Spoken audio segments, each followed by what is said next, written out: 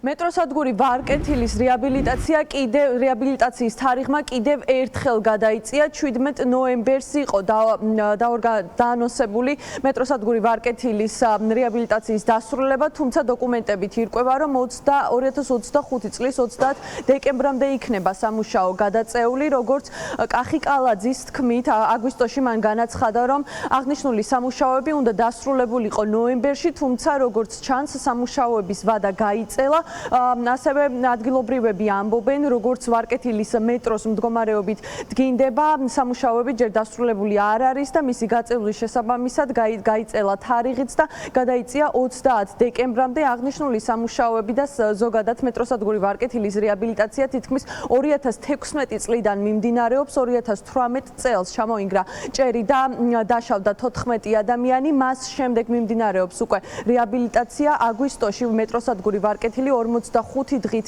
დაიკეტა იმ პირობით, რომ სრულად რეაბილიტირებული გაიხსნებოდა, თუმცა მიუხედავად 45 დღიანი ვადისა, მეტროსადგური ვარკეთილი საბოლოოდ მაინც არ გარემონტდა, ის და მისი სამუშაოები განხანგრძლივდა ნოემბრამდე, როგორც მერმა თქვა, თუმცა ფაქტია, რომ სამუშაოები კვლავ არ მოესწრო და დეკემბრამდე არის გადაწეული თარიღი. ბუნებრივია, ახლა პოლიტიკოსები კითხვებს სვავენ, კიდევ სადამდე გადაიწევს აღნიშნული სამუშაოების ვადა, ვინაიდან როგორც ოპოზიციონერი პოლიტიკოსები ამბობენ, ეს არის პირდაპირ მერი კახი კალაძის პასუხისმგებლობა, რომ ამდენი წელია მეტროსადგური ვარკეთილის რეაბილიტაცია მიმდინარეობს და მისი სრული დასრულება ამ დრომდე შეუძლებელი გახდა. კვლავ არ არის დასრულებული ვარკეთილის მეტროს ჭერის რეაბილიტაცია, უნდა დასრულებულიყო 17 ნოემბერს და ეს დაანონსა მაშინ, როდესაც არჩევნებზე გადიოდა კალაძე და ეს ძალიან ამაყად იყო, როდესაც თქვა, რომ 17 ნოემბერს ყველაფერი დასრულდება, მაგრამ სამწუხაროდ ვადამ კიდე გადაიწია, გადაწეული არის ახლა ვადა 2025 წლის 30 დეკემბრამდე, სამთვიანი ინფრასტრუქტურული პროექტი კალაძემ აკეთა 8 წლის განმავლობაში. აი ეს არის ნათელი მაგალითი, როგორი არის ცუდი მენეჯერი. მეტროსადგური ვარკეთილი არის პერსონალურად კახა კალაძისა და ქართული ოცნების ეგრეთ წოდებული ხელისუფლების შეუსრულებელი დაპირებების ერთ-ერთი მემორიალი. კალაძემ ერთ-ერთ თავის განცხადებაში თქვა, რომ დიდი სირცხვილი იყო, რომ ვარკეთილის მეტროს რეაბილიტაცია ამდენი ხნის განმავლობაში გაგრძელდა, თუმცა ამის შემდეგ სირცხვილის კიდევ 6 წელიწადი გავიდა, ეხლა 2025 წელია, მაგრამ ამ დრომდე არ არის მიყვანილი სამუშაოები ბოლომდე. ეს არის კახა კალაძის